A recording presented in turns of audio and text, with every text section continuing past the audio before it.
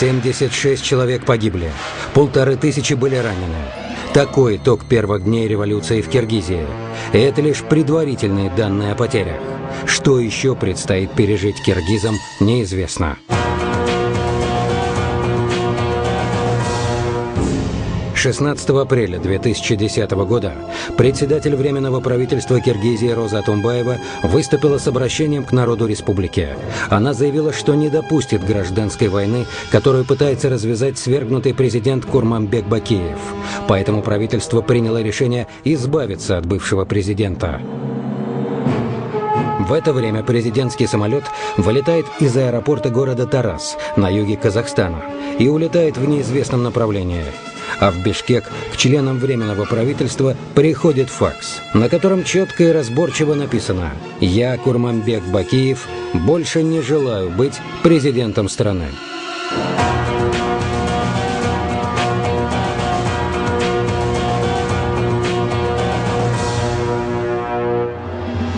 Все началось 6 апреля в городе Талас, на севере страны.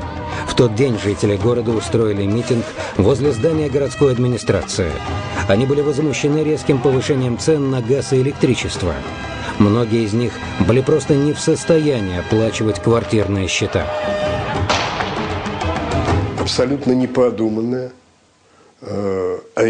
резкое повышение жилищно-коммунальных услуг на электричество, на тепло, на средства сотовой связи, которые в горной стране являются зачастую единственными.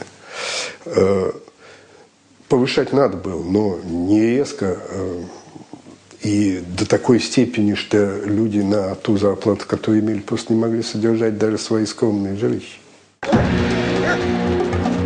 Местные власти решили силой разогнать недовольных. Мирный митинг превратился в уличное побоище. В руках митингующих появились камни и палки. Они решили не сдаваться, а наступать. Неожиданно среди лозунгов митингующих появляется слово «отставка». Всем становится понятно, что это столкновение мирного населения с властью не случайно.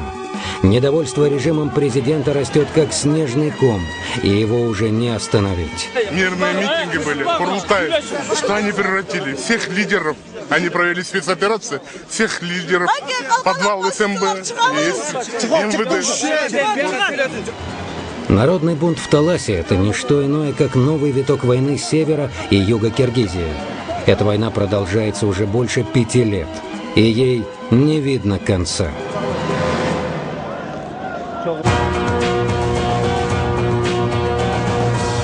Пять лет назад выходец юга Киргизии Курманбек Бакиев возглавил государственный переворот против выходца севера президента Аскара Акаева.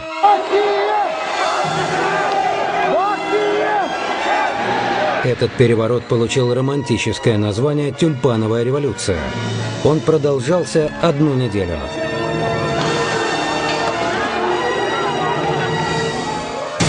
Аскар Акаев родился 10 ноября 1944 года в селе Кызыл-Байрак, Киргизской ССР. 27 октября 1990 года был избран президентом Киргизской ССР. 24 декабря 1995 года был переизбран президентом на 2-й срок. 24 марта 2005 года в результате государственного переворота был свергнут. С 2005 года Аскар Акаев проживает в Москве. В марте 2005 года в Киргизии состоялись очередные парламентские выборы. Они привели к взрыву народного недовольства. Президента Акаева обвиняли в том, что он лишил оппозицию голоса. Результаты выборов были подтасованы. Никто из неугодных Аскару Акаеву деятелей не получил ни одного государственного поста. Все ключевые должности заняли выходцы с севера страны.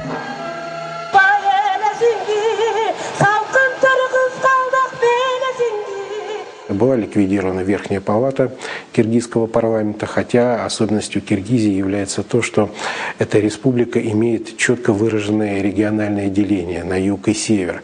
И наличие второй Верхней палаты парламента позволяло как раз сглаживать неизбежно возникающие противоречия между южанами и северянами. Оппозиционеры с юга увлекли за собой толпы простых киргизов, которые были недовольны своим уровнем жизни. Умело управляя толпой, южане организовали настоящий бунт.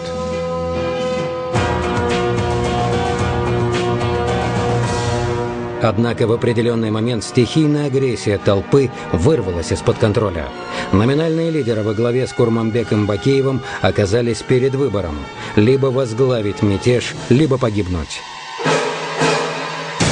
Курманбек Бакиев родился 1 августа 1949 года в селе Масадан-Джалал Абадской области. В 1978 году окончил факультет автоматики и измерительной техники Куйбышевского политехнического института. 21 декабря 2000 года был назначен премьер-министром Киргизии, президент Киргизии с 2005 года. 15 апреля 2010 года написал заявление об отставке с поста президента и покинул страну. Народ был до того возбужден, до того доведен до такого состояния, и вот эта несправедливость и провокация вот эта, она сыграла против них. И они моментально через забор захватили. Президент Киргизии Аскар Акаев не смог подавить восстание. Вместе со своей семьей он был вынужден покинуть страну.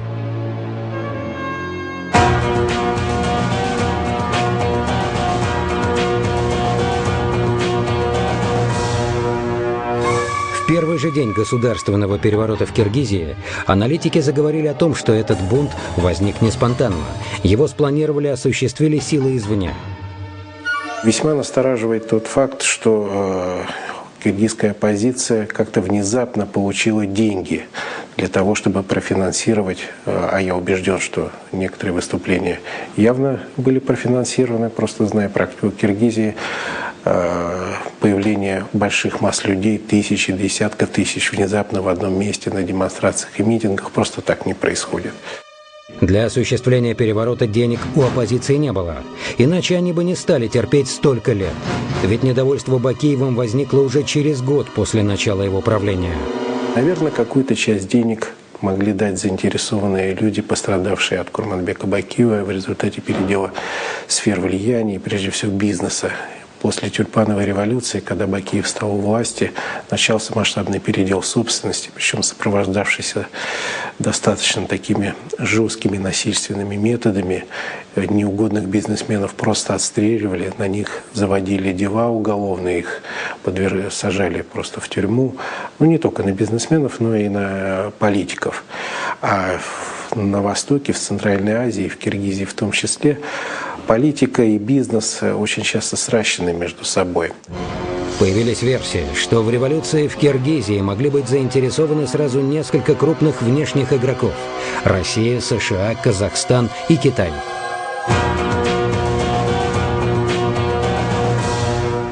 Вечером 6 апреля 2010 года были арестованы все лидеры оппозиции. Правительство объявило в Киргизии чрезвычайное положение. Айбек Азаракунов был арестован, хотя он депутат, потому что власти, нарушая все принципы, заложенные в Конституции Кыргызской Республики, нарушают сами. В стране был введен комендантский час. Вскоре волна недовольства перекинулась и в другие города страны, в том числе и в столицу республики, город Бишкек. Здесь двигателем были уже северяне, которые были, опять же, недовольны тем, что представители Юга во главе с Бакиевым сконцентрировали финансовые и властные ресурсы. Но и Юг, по сути, особенно Бакиева не поддержал. Утро, 7 апреля, Бишкек. Сторонники оппозиции устраивают мирный митинг в поддержку событий, которые произошли накануне в Таласе. Сотрудники правопорядка были направлены разгонять митингующих. Попытки разогнать митингующих силой дают обратный эффект. Толпа становится неуправляемой. В милиционеров летят палки и камни. Разъяренные люди буквально сметают милицейские заслоны и переходят в наступление. Бакиев на свой народ стрелял, на свой народ. Сторонники оппозиции переворачивают и поджигают милицейские автомобили, но под мощным натиском сотрудников МВД отступают и сдаются. Белый дом взят под усиленную охрану. Сотрудников правительства и администрации президента в срочном порядке эвакуировали. В полдень происходит первый штурм Дома правительства. Митингующие требуют отставки президента Бакиева и правительства. Сотрудники правопорядка получают приказ стрелять в толпу резиновыми пулями. На площадь выезжает водомет. Милиционеры используют резиновые дубинки и слезоточивый газ.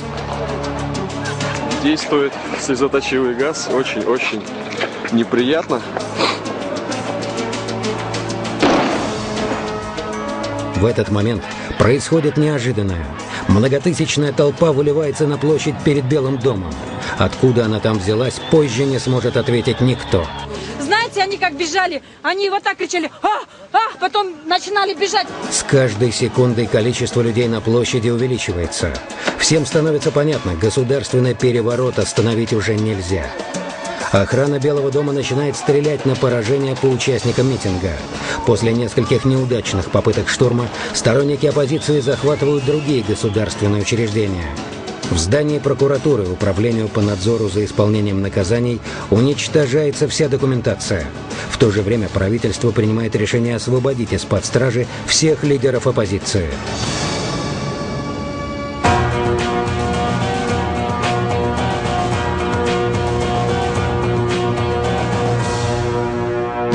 Сначала бунтовщики захватывают телецентр, потом отделение милиции. В руках участников сопротивления появляется оружие.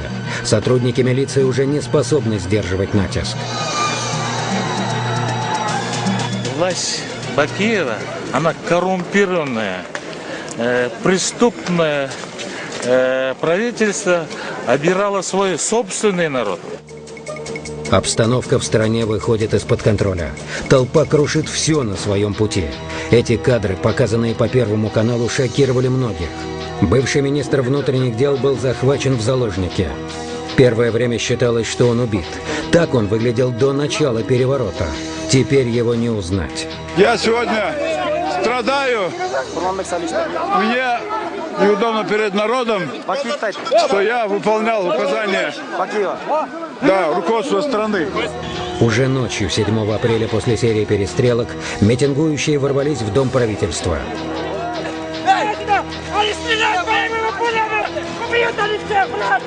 Силовые структуры переходят на сторону оппозиции. Правительство уходит в отставку. Власть переходит к членам Временного правительства во главе с Розой Атунбаевой. Роза Атунбаева родилась 23 августа 1950 года в городе Ош, Киргизская ССР. В 1992 году вице-премьер Киргизии, министр иностранных дел. В 1994-1997 годах министр иностранных дел Киргизии. С 1997 года посол Киргизии в США и Канаде.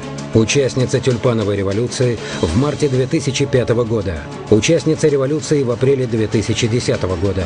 Наше временное правительство хочет сейчас восстановить тарифы по прежним ценам. Мы будем снижать цены на электроэнергию.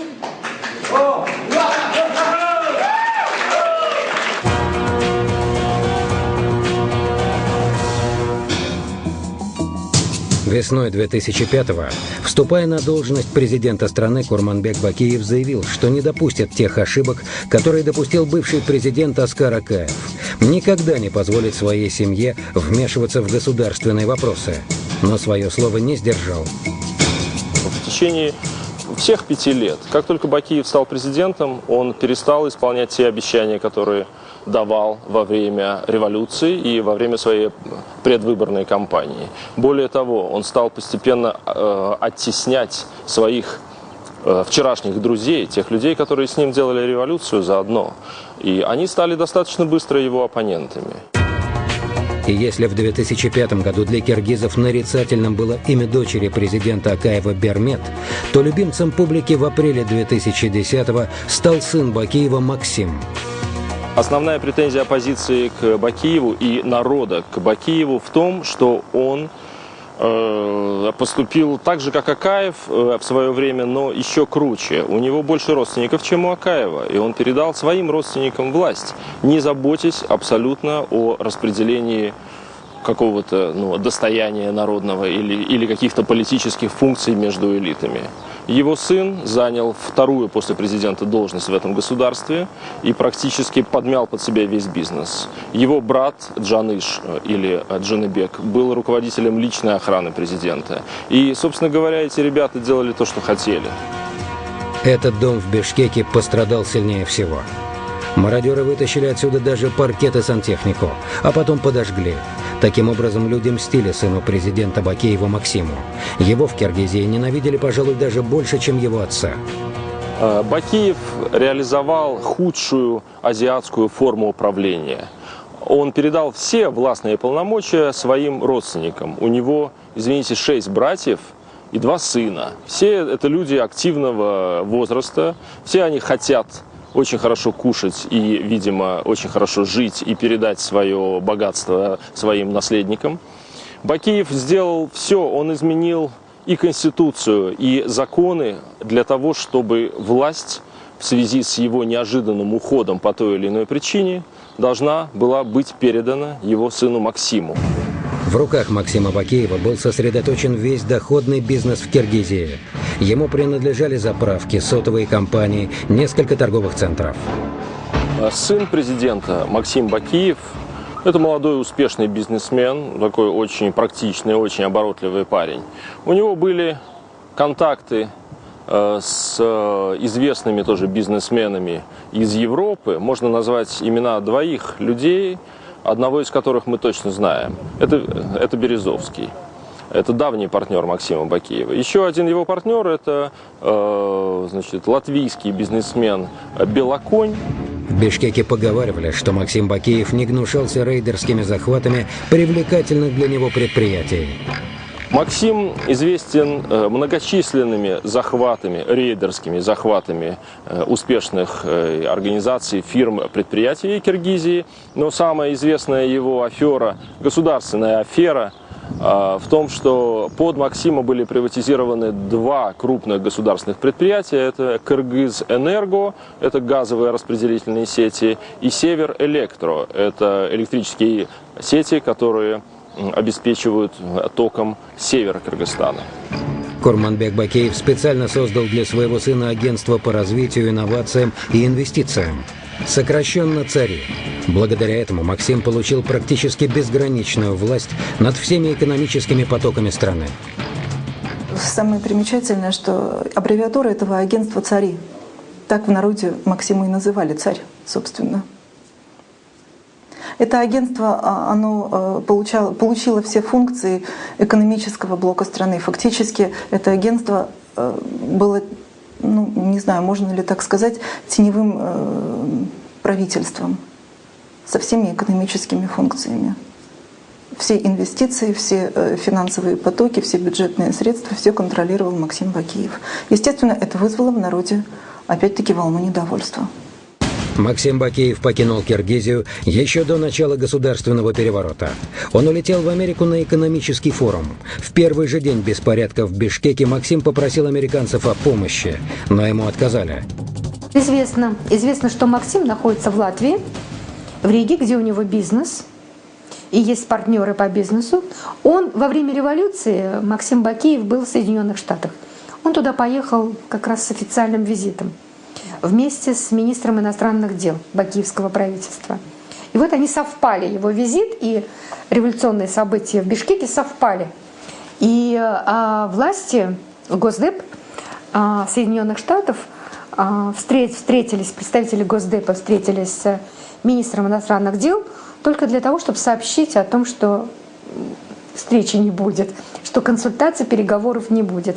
И Максим Бакеев уехал в Ригу.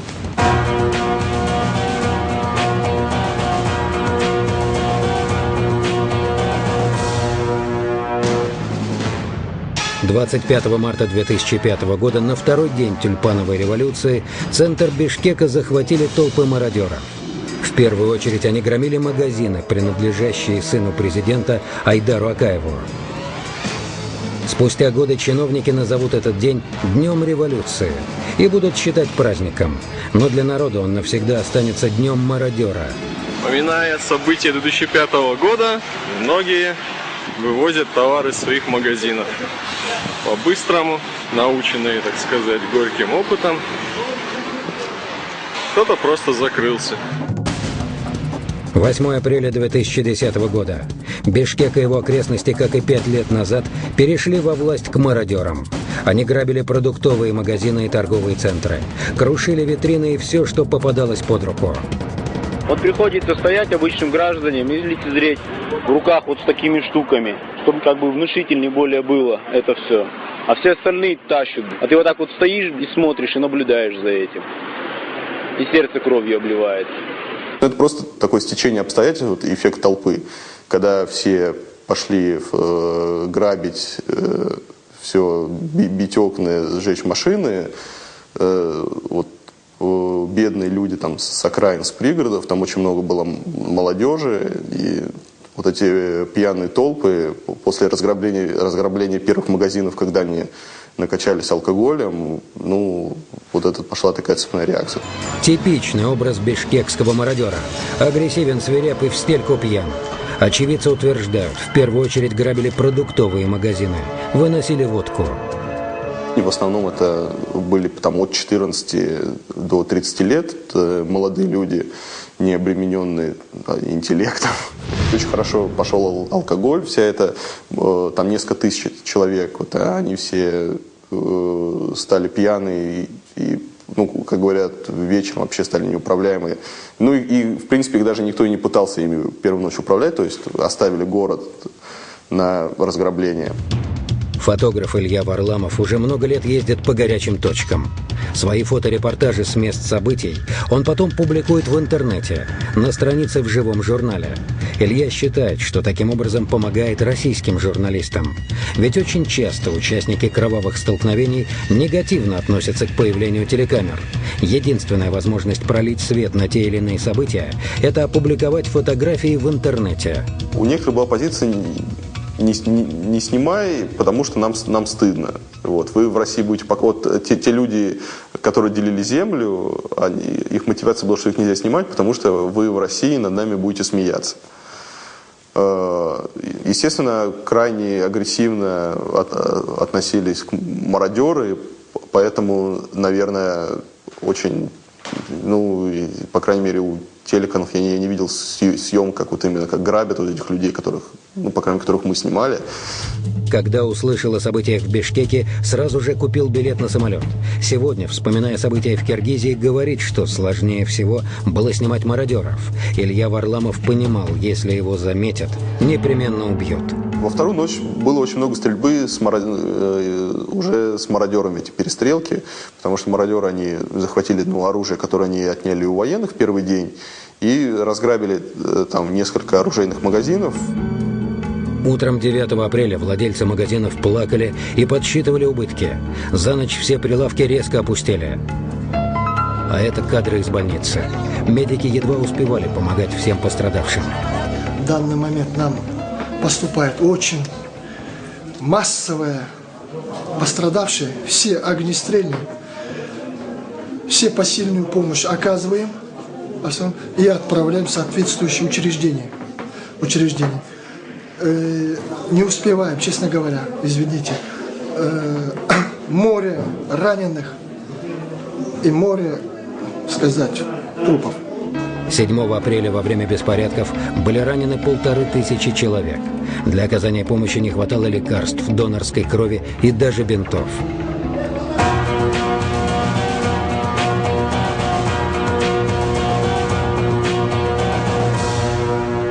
Аналитики сходятся во мнении, что типичная форма управления Киргизией – это не демократия, а своеобразное ханство. Власть распределяется между кланами. Главы кланов живут по принципу «все деньги в семью». Кланы в Киргизии достаточно сильны, и в последнее время в Киргизии стало даже модным говорить, из какого я клана. Не откуда я, не из какого города, или севера, или юга, а к какому клану я принадлежу. Главным вопросом не только для киргизов, но и для всего мира стало местонахождение Курманбека Бакеева. В день переворота он покинул Бишкек. Поговаривали, что он улетел из Киргизии в Казахстан, но эта информация не подтвердилась.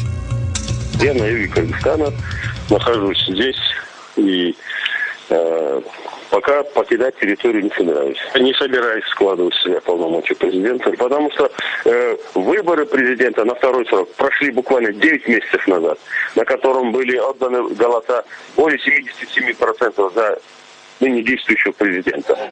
Разыскать беглого президента удалось журналистам радиостанции «Эхо Москвы». Несколько минут они беседовали с ним в прямом эфире. Первое впечатление, главное, которое я для себя составил после этого 20-минутного разговора с ним, что это была позиция человека, который пытается махать кулаками после драки, что называется. Курманбек Бакиев на мой прямой вопрос, признает ли он свое поражение, сказал: нет, я свое поражение не признаю. Оказалось, что свергнутый президент вместе с членами семьи в разгар мятежей улетел к себе в родовое имение под Джалалабадом, на юг страны. Была попытка демонстрировать свою силу, свою власть и свои возможности, которых ни первого, ни второго, ни третьего уже у него не было.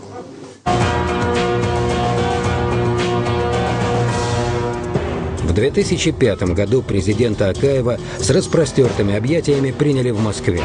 Теперь он живет в подмосковном пансионате. Занимается наукой, преподает в МГУ. Бакиева в Москве видеть никто не захотел. Возможно, поэтому во всех своих бедах президент обвинил Россию. В действиях оппозиционеров в Бишкеке он усмотрел руку Москвы. Руку Москвы, прежде всего, здесь усмотрели киргизские политики, которые в самом начале революции озвучили эту такую версию, но потом даже и сам президент Бакиев отказался от нее. Москву можно обвинять, в больших кавычках, только в том, что она морально поддержала, она политически поддержала оппонентов Бакиева за месяц до этих событий. Многие западные аналитики долгое время придерживались той же версии, что и президент Бакиев. По их мнению, заинтересованность России в возвращении политического влияния в Киргизии очевидна. В вопросах контроля за стратегическими запасами энергоносителей и транзитными коридорами Москве приходится конкурировать с Китаем и США. Это прежде всего касается постройки Камбаратинской ГЭС-1, на которую Россия должна была выделить и обещала выделить 1,7 миллиарда долларов США. России этот объект нужен, разумеется, в своих личных целях, для того, чтобы принести туда инвестиции и для того, чтобы, возможно, владеть каким-то пакетом акций этой ГЭС. Вот за этим шлагбаумом начинается островок американской жизни в Киргизии.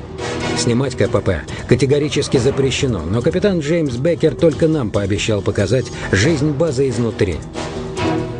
Несколько лет назад здесь было около 2000 военнослужащих из 9 стран антитеррористической коалиции. Только в 2002 году с началом активной фазы операции «Несокрушимая свобода» 6 французских «Миражей» под прикрытием австралийских истребителей 747 раз взлетали отсюда и брали курс на Афганистан. Теперь над базой развиваются только лишь флаг США. Каждый день эти транспортники поднимаются в воздух и берут курс на Афганистан.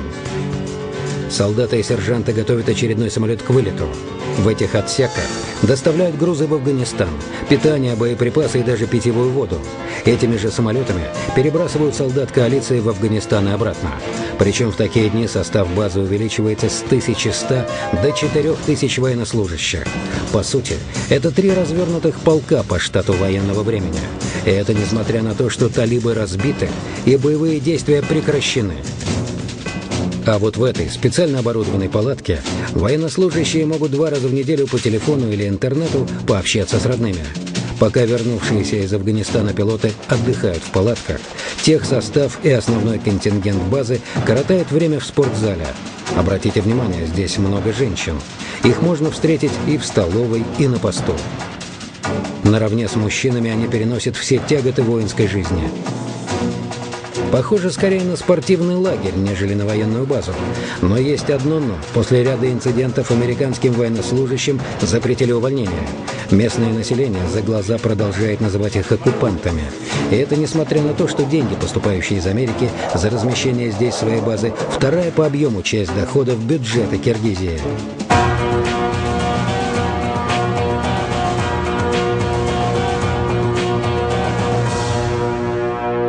Существует еще одна версия, почему Москва была заинтересована в государственном перевороте в Киргизии. Эксперты считают, Кремль не смог простить Курманбеку Бакиеву двойную игру, которую он вел при решении судьбы военной базы Манас. Откуда появилась база Манас? Она появилась во время американской операции «Несокрушимая свобода». После трагедии в США, вы помните, после гибели людей и разрушений близнецов. После этого американцы начали военную операцию в Афганистане. И, конечно, им нужна была некая тыловая поддержка, им нужна была возможность перебрасывать и войска, и грузы. Пообещав России закрыть американскую военную базу и получив безвозмездный грант на $150 миллионов, Бакиев неожиданно отказался от своих обязательств. Такой антироссийский шаг, потому что там же существует наша база, Кант, очень близко от Манаса. Кроме того, были договоренности о том, что, так сказать, наше сотрудничество будет расширено. И вот это вот метание Бакиева, за деньги метание, причем прямо скажем, но оно не вызывало к нему уважения. В июне 2009 года правительство Киргизии решило сохранить военную авиабазу США, переименовав ее в Центр транзитных перевозок. В 2010-м стало известно об открытии еще одного американского военного объекта – учебного центра в Баткенской области. Он торговался и вел себя в этом смысле крайне недостойно, я считаю, как какой-то такой мелкий базарный торговец, а не президент страны, когда он брал деньги с одной стороны, брал деньги с другой, сохранял в конечном итоге базу, только переименовывал ее. Он взял за это деньги у американцев, говоря о том, что, так сказать, ему нужно увеличить аренду. То есть это вот такая вот, понимаете, мелкая торговля, и она всем не нравилась. Но уже 7 апреля, на второй день государственного переворота в Киргизии, российское правительство заявило о своей непричастности к этим событиям.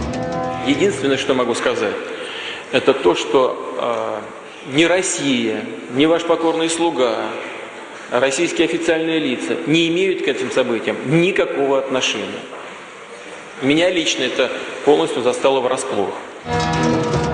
После заявления российского премьера в Киргизии начинают поговаривать, что к организации государственного переворота могут быть причастны американцы. Причина все та же – военная база Манас.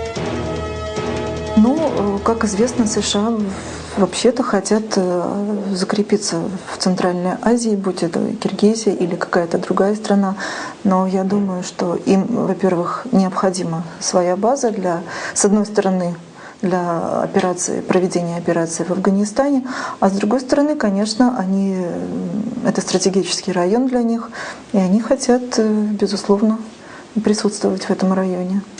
Долгое время Соединенные Штаты платили за аренду Манаса $17 миллионов в год. В первой половине 2009 года Курманбек Бакиев долго торговался с американцами о новой цене аренды базы.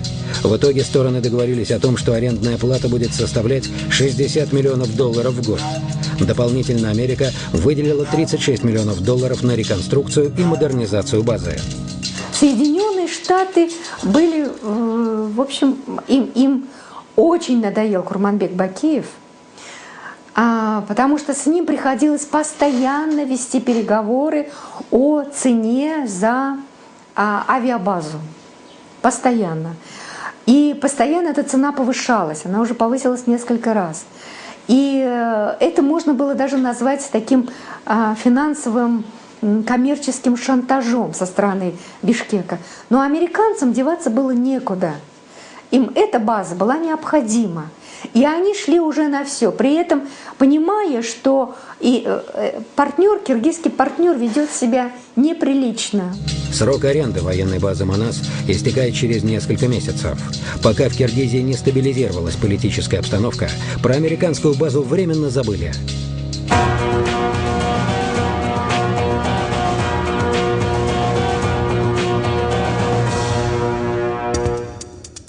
События апреля этого года многим напомнили события 5-летней давности. Революция тюльпанов в марте 2005-го проходила по тому же сценарию. Народный бунт, бесконечные митинги, недовольство президентом. Аскар Акаев провел в Киргизии 15 лет. Курманбек Бакиев – 5 лет. Революция тюльпанов длилась неделю. Бакиева свергли в рекордный срок – всего за сутки.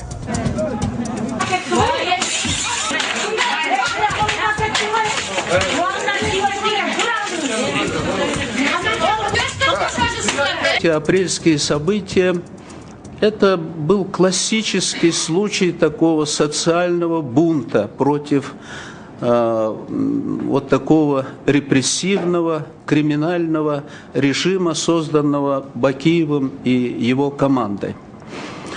Ну, вы знаете, как он правил страной, в основном в последние годы это был семейный подряд. В разгар новой киргизской революции бывший президент республики Аскар Акаев решил выступить перед московскими журналистами. Сегодня он обвиняет Бакиева в том, в чем 5 лет назад обвиняли его. Коррупция, отсутствие демократии и члены семьи на руководящих постах. Бакиев последние месяцы, в последний год пытался узаконить в Конституции. Конституция, которая была переписана, и фактически она давала всю полноту власти в республике режиму авторитарной диктатуры Бакиева, но он еще попытался узаконить норму, которая позволила бы ему по наследству передать власть в Кыргызстане брату или сыну, ну, чаще всего называли младшего сына Максима Бакиева. Это кадры марта 2005 года. Толпа празднует победу в кабинете президента Акаева. Кто-то выносит вещи, кто-то примеряет к себе президентское кресло. А этот молодой боец решил набраться силы с помощью варенья из президентских запасов. Апрель 2010-го, тот же кабинет, та же толпа. Только хозяин кабинета другой, президент Курманбек Бакиев, но тоже с приставкой «Экс».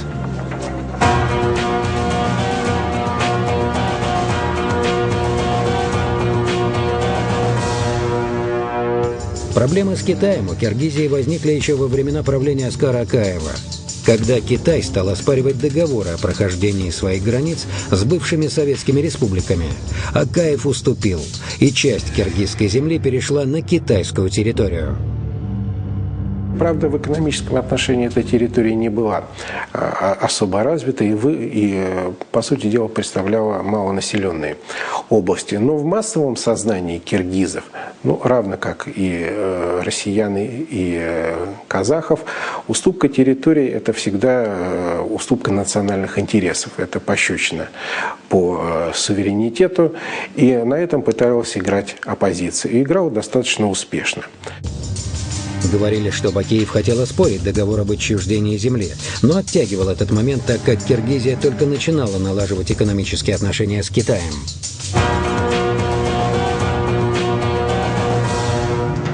Во время столкновений в апреле 2010 года в Бишкеке были ранены 1500 человек. 76 человек погибли. Он учился на первом курсе Исламского университета.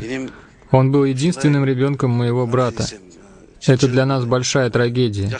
Хочу пожелать, чтобы их жизни были потеряны не зря, чтобы их души способствовали благосостоянию кыргызского народа, чтобы их имена не были забыты. 10 апреля по всей Киргизии хоронили погибших. При Временном правительстве была создана похоронная комиссия, которая выделяла деньги на погребение.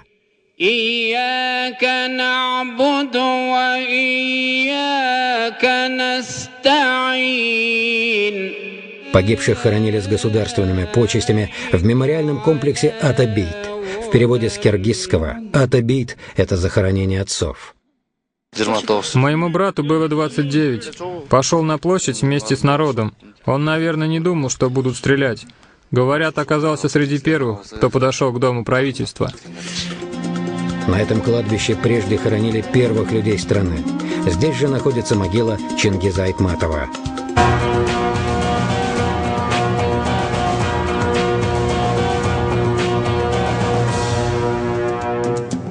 С приходом к власти президента Бакиева киргизские журналисты навсегда забыли, что такое свобода слова. Все телеканалы имели право освещать только одну точку зрения, ту, которой придерживалась правящая партия «Акжол», в переводе с киргизского «Светлый путь».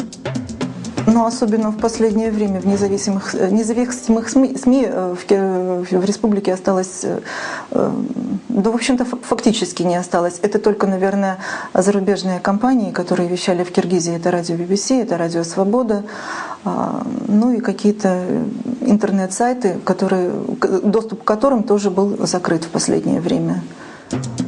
1 апреля 2010 года, за 5 дней до начала переворота в Бишкеке, была блокирована работа телеканала «Стан ТВ».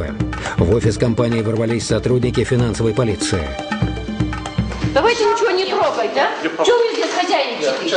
Вы не пойдете, не хозяева, чтобы себя так вести. Они проверили все компьютеры сотрудников, после чего журналистов попросили выйти из комнаты. Системные блоки закрыли в отдельной комнате и опечатали. Ну, выйди отсюда, ни одной бумаги у вас нету. Уходите отсюда, уходите. Вы приходите нормальными документами, и потом мы с вами будем разговаривать.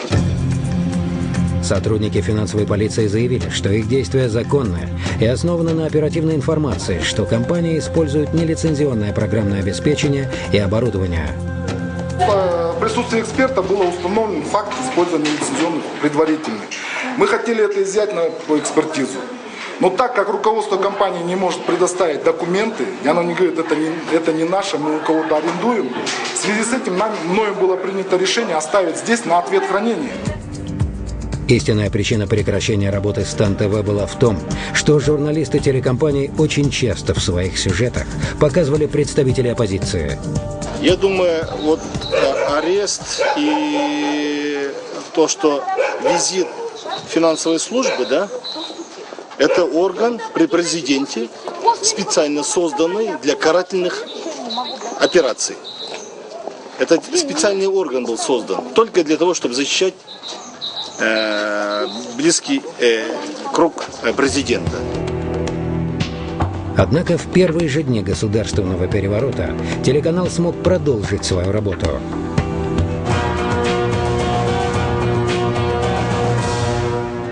По мнению специалистов, причины второй киргизской революции лежат в недовольстве народа действиями своего президента Курманбека Бакиева и тем, что большинство людей жили за чертой бедности. Киргизия – это бедная страна, производство не развито, полезных ископаемых практически нет. Сегодня аналитики утверждают, что Киргизия выживает исключительно за счет дотаций извне, в основном из России. Этот вариант не дал положительного эффекта, потому что эта помощь расходовалась неэффективно, по сути дела разворовывалась, и сейчас внешний долг Киргизии, он, правда, уже был достаточно большой при Акаеве, но при Бакиеве он еще больше вырос. Тяжким бременем висит на республике. В поисках работы и средств к существованию многие киргизы были вынуждены становиться экономическими мигрантами. Большинство из них живет в Казахстане и в России. А это означает, что Киргизию покинула наиболее работоспособная часть населения. Оставшаяся же часть населения вынуждена как-то выкручиваться. Значительная его часть ушла в такой торговый бизнес. Поскольку рядом граница с Китаем, то киргизы стали специализироваться на приобретении китайских товаров и затем перепродаже их по всей Центральной Азии и даже в России. Правда, это тоже не вызывало большого эффекта. С приходом к власти Курманбека Бакиева миграционный поток из Киргизии в Россию увеличился в десятки раз. Сегодня Бакиев довел Киргизию до такого положения, что ее можно с абсолютной уверенностью назвать термином, который употребляется в западной политике «failed state». Это несостоявшееся государство. И в этом виновата не оппозиция. В этом виновата власть, которая методически в течение последних 5 лет выжигала все разумное, доброе, вечное. Мактебек Таксанбаев приехал в Россию 5 лет назад, сразу после того, как Бакиев стал президентом. Образование, у меня юридическое образование, трудно было найти работу после окончания этой работы. Естественно, последнее мое рабочее место, я военным работал, пограничником, зарплата мало была. Или квартиры платить, или кушать. И на что не хватало, и приехал в Россию, решил. Мактебек быстро нашел работу. Сейчас он работает товароведом в небольшом магазине продуктов в самом центре Москвы. Здесь ему подходит все – и условия труда, и оплата. Я когда работал кыргызским сомом, можно сказать, если если грубо, это можно максимум это 6 тысяч сомов. Это будет российскими деньгами, это 4 тысячи рублей будет. Я здесь товароведом работаю, но 25 тысяч получаю. Вполне мне хватит, чтобы платить за квартиру и жить. И, конечно, естественно, кроме этого, я хочу помочь маме, родням, кто осталось, и на будущее тоже. Почти все друзья и родственники Мактыбека остались в Киргизии, поэтому, когда он узнал про государственный переворот, сразу же бросился им звонить. Вот, мне один друг, он в милиции работает. Он во время события, митинг, он охранял именно Белый дом. Чем он виноват, Его камнем кидали, А приказ были, стреляли, просто. Они защищались, Вы сами знаете, кто работал в органах, они присягу давали, чтобы свои оружие не отдавать, А один друг тоже, мой близкий друзья, один друг вышел на митинг. Получается, они друг друга враги, что ли? Нет, здесь это не враги. Мактыбек приехал в Россию вместе с женой. В Москве у них родилась дочка. Теперь он уверен, что никогда не вернется в Киргизию. Его семье безопаснее в нашей стране. Если тебя защищает правительство, или, не знаю, конституция, чтобы стабильнее республика будет, конечно, я более спокойнее буду. Почему я сейчас переживаю, конечно, я буду переживать за моих родных, которые в Киргизии сейчас. Что происходит, как они живут сейчас, даже не знаю, завтра что будет. Конечно, плохо. Завтра что будет, если не знаешь.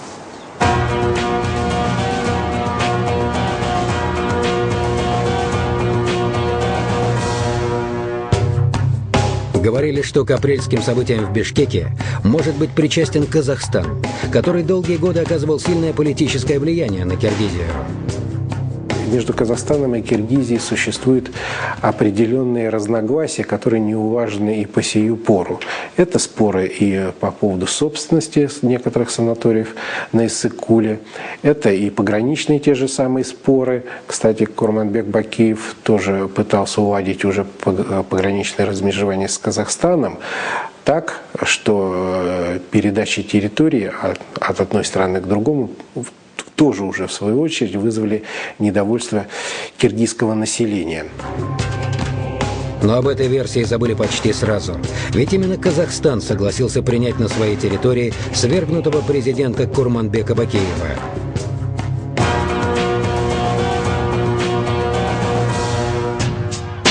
Когда Бакиев покинул страну, жители юга Киргизии вздохнули с облегчением. Но оказалось, что они рано обрадовались. В субботу в Джалал-Абаде на площадь вышли милиционеры. Сначала они мирно митинговали, а потом чуть не избили своего нового министра. Милиционеров с трудом удалось успокоить и установить на площади порядок.